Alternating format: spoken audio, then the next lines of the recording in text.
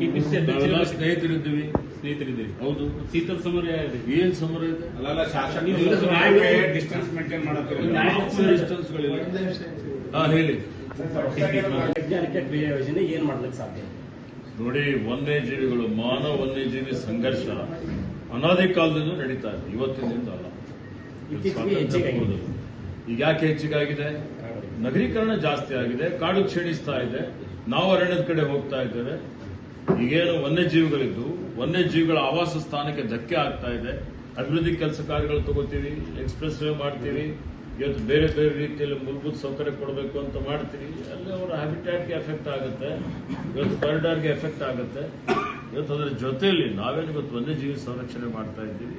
ನಮ್ಮೆಲ್ಲ ನೆಚ್ಚಿನ ನಾಯಕಿಯಾದ ಶ್ರೀಮತಿ ಇಂದಿರಾ ಗಾಂಧಿ ಅವರು ಏನು ಇವತ್ತು ಅರಣ್ಯ ಉಳಿದಿದೆ, ವನ್ಯಜೀವಿ ಸಂರಕ್ಷಣೆ ಆಗಿದೆ ಅಂತ ಹೇಳಿದ್ರು ನಾವು ಅವರಿಗೆ ಸ್ಮರಿಸಿಕೊಳ್ಳಬೇಕು.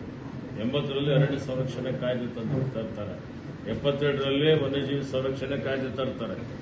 ಇವತ್ತು ಅದನ್ನು ನಾವೆಲ್ಲ ಇರಬೇಕು ಅಂತ ಹೇಳಿದ್ರೆ ಈಗ ನಾವು ಬಹಳಷ್ಟು ಕ್ರಮಗಳನ್ನು ನಾವು ತೆಗೆದುಕೊಂಡಿದ್ದೇವೆ. ಇವತ್ತು ಮಾನವ ಪ್ರಾಣಿ ಸಂಘರ್ಷ ಕಡಿಮೆ ಮಾಡಲಿಕ್ಕೆ ಏನು ಡೆತ್ಸ್ ಆಗ್ತಾ ಇದೆ, ಸರಾಸರಿ ರಾಜ್ಯದಲ್ಲಿ 50ರಿಂದ 60 ಸಾವುಗಳಾಗ್ತವೆ ಮಾನವ ವನ್ಯಜೀವಿ ಒಂದು ಸಂಘರ್ಷದಲ್ಲಿ. ಈ ಸಾವುಗಳು ಕಡಿಮೆ ಮಾಡಲಿಕ್ಕೆ ಮ್ಯಾಕ್ಸಿಮಮ್ ಸಾವುಗಳು ಆನೆಯಿಂದ ಆಗ್ತವೆ. ಇವೆಲ್ಲ ಸಂರಕ್ಷಣೆ ನಾವು ಮಾಡ್ತಾ ಇರ್ತಕ್ಕ ಕಾರಣ ವನ್ಯಜೀವಿಗಳ ಸಂಖ್ಯೆನೂ ಜಾಸ್ತಿ ಆಗಿದೆ. ನಾವು 6395 ಆನೆಗಳಿದ್ದಾವೆ. ನಂಬರ್ 1 ಆನೆ ನಮ್ಮ ರಾಜ್ಯ. ಇವತ್ತು ಹುಲಿಯಲ್ಲಿ ನಂಬರ್ 2 ಇದೆ, 563 ಹುಲಿಗಳಿದ್ದಾವೆ.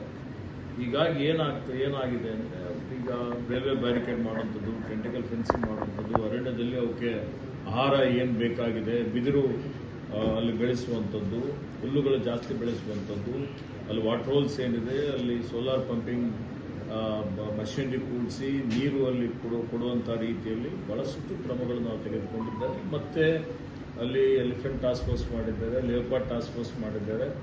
ಇವೆಲ್ಲ ಉತ್ತಮ ಆಧುನಿಕ ತಂತ್ರಜ್ಞಾನ ಬಳಸ್ಕೊಳ್ತಾ ಇದ್ದೇವೆ, ರೇಡಿಯೋ ಕಾಲರ್ಗಳು ಹಾಕ್ತಾ ಇದ್ದೇವೆ. ಇವತ್ತು ಇವೆಲ್ಲ ಅನೇಕ ರೀತಿಯ ಕ್ರಮಗಳನ್ನು ನಾವು ತೆಗೆದುಕೊಳ್ತಾ ಇದ್ದೇವೆ. ಇವತ್ತು ಕರ್ನಾಟಕ ರಾಜ್ಯ ಅರಣ್ಯ ಸಂಪತ್ತಿನಲ್ಲಿ ಮುಂಚೂಣಿಯಲ್ಲಿದೆ ಅಂತ ಹೇಳಿ ನಾನು ಹೆಮ್ಮೆಯಿಂದ ಹೇಳ್ಬೋದು. ಬೇರೆ ರಾಜ್ಯಕ್ಕೆ ನಾವು ಮಾದರಿಯಾಗಿ ಕೆಲಸ ಕಾರ್ಯ ಮಾಡ್ತಾ ಇದ್ದೇವೆ. ಇನ್ನೂ ಮುಂದಿನ ದಿನಮಾನಗಳಲ್ಲಿ ಶಾಶ್ವತವಾದಂಥ ಸಮಸ್ಯೆ ಬಗೆಹರಿಸಲಿಕ್ಕೆ ಪ್ರಯತ್ನ ಮಾಡ್ತೇವೆ. Thank you. ಟೈಮ್ ಆಗಿದೆ. ಗುತ್ತಿಗೆ ಆಧಾರದ ಮೇಲೆ ನಾವು ನೇಮಕಾತಿ ಮಾಡಿದ್ದೇವೆ. ಸನ್ಮಾನ ಮುಖ್ಯಮಂತ್ರಿಗಳು ಈಗಾಗಲೇ ಸಿಬ್ಬಂದಿ ನೇಮಕಾತಿ ಮಾಡಲಿಕ್ಕೆ ಸೂಚನೆಯನ್ನು ಕೊಟ್ಟಿದ್ದಾರೆ. ಕೆಲವೊಂದು ಅಡೆತಡೆಗಳೇನಿದ್ದಾವೆ ಇವತ್ತು ಅವೆಲ್ಲವನ್ನು ನಿವಾರಣೆ ಮಾಡಿಕೊಂಡು ಆದಷ್ಟು ಶೀಘ್ರದಲ್ಲಿ ಖಾಲಿ ಇದ್ದಂಥ ಹುದ್ದೆಗಳು ಭರ್ತಿ ಮಾಡ್ತೇವೆ. ಸುಮಾರು 6000 ಹುದ್ದೆಗಳು ಖಾಲಿ ಇದೆ.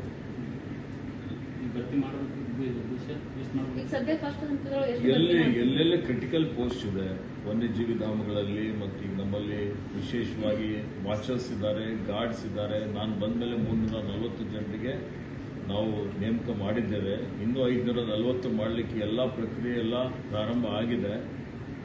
ಮತ್ತೆ ಬಾಕಿ ಇರುವಂತಹ ಹುದ್ದೆಗಳು ಭರ್ತಿ ಮಾಡಲಿಕ್ಕೆ ಆರ್ಥಿಕ ಇಲಾಖೆಗೆ ನಾವು ಪ್ರಸ್ತಾವನೆಯನ್ನು ಸಲ್ಲಿಸಿದ್ದೇವೆ. ಕಲ್ಯಾಣ ಕರ್ನಾಟಕದಲ್ಲಿ ಅತಿ ಹೆಚ್ಚು ಅರಣ್ಯ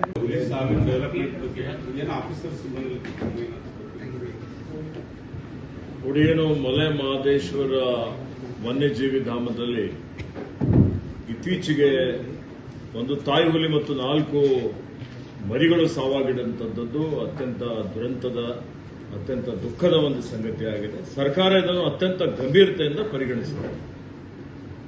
ನನಗೆ ಸುದ್ದಿ ತಿಳಿದ ತಕ್ಷಣ ನಾನು ಉನ್ನತ ಮಟ್ಟದ ಒಂದು ಸಮಿತಿಯನ್ನು ರಚನೆ ಮಾಡಿ ಅದರಲ್ಲಿ ಪರಿಸರವಾದಿಗಳಿಗೂ ಆ ಸಮಿತಿಯಲ್ಲಿ ಅವಕಾಶವನ್ನು ಕೊಟ್ಟು 3 ದಿವಸಗಳ ಒಳಗಾಗಿ ನನಗೆ ವರದಿ ಕೊಡಬೇಕು ಅಂತ ಹೇಳಿದ್ದೆ. ಖುದ್ದಾಗಿ ನಾನು ಆ ಒಂದು ಸ್ಥಳಕ್ಕೆ ಭೇಟಿ ಕೊಟ್ಟಿದ್ದೆ. ಭೇಟಿ ಕೊಟ್ಟು ವೀಕ್ಷಣೆ ಮಾಡಿದ್ದೇನೆ. ಮತ್ತೆ ಮೊನ್ನೆ ಅಂದರೆ ನಿನ್ನೆ ಬೆಳಿಗ್ಗೆ ಒಂದು ಇಂಟರಿಮ್ ರಿಪೋರ್ಟ್, ಪ್ರಾಥಮಿಕ ವರದಿ ಬಂದಿದೆ.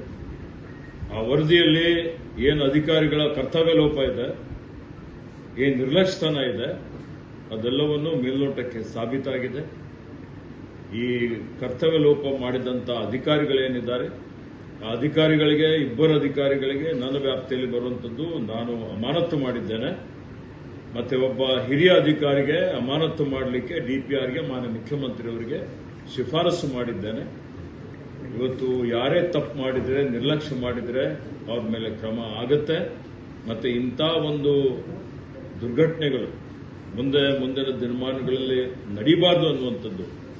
ಏಕೆಂದರೆ ಇದರಲ್ಲಿ ಇವತ್ತೇನು ಹುಲಿ ವಿಷಪ್ರಾಶನದಿಂದ ಸತ್ತೋಗಿದ್ದು ಸಾಬೀತಾಗಿದೆ.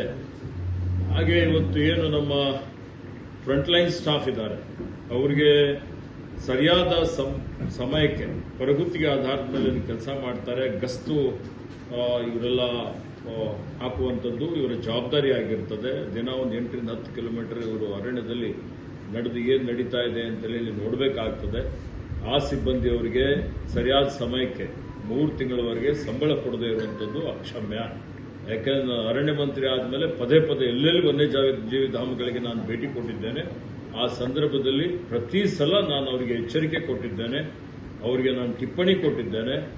ಇವತ್ತು ಪ್ರತಿ ತಿಂಗಳ 5ನೇ ತಾರೀಕಿನ ಒಳಗಾಗಿ ಅವರಿಗೆ ಸಂಬಳ ಆಗಬೇಕು ಅಂತ ಹೇಳಿ ನನ್ನ ಆದೇಶ ಕೊಟ್ಟಿದ ನಂತರವೂ ಅವರು ನಿರ್ಲಕ್ಷ್ಯ ಮಾಡಿದ್ದಕ್ಕಾಗಿ ಮತ್ತು ಈ ಒಂದು ಘಟನೆ ಏನಿದೆ ಇದೆಲ್ಲರಿಗೂ ಕಣ್ತರಿಸುವಂಥ ಒಂದು ಘಟನೆ ಆಗಿದೆ.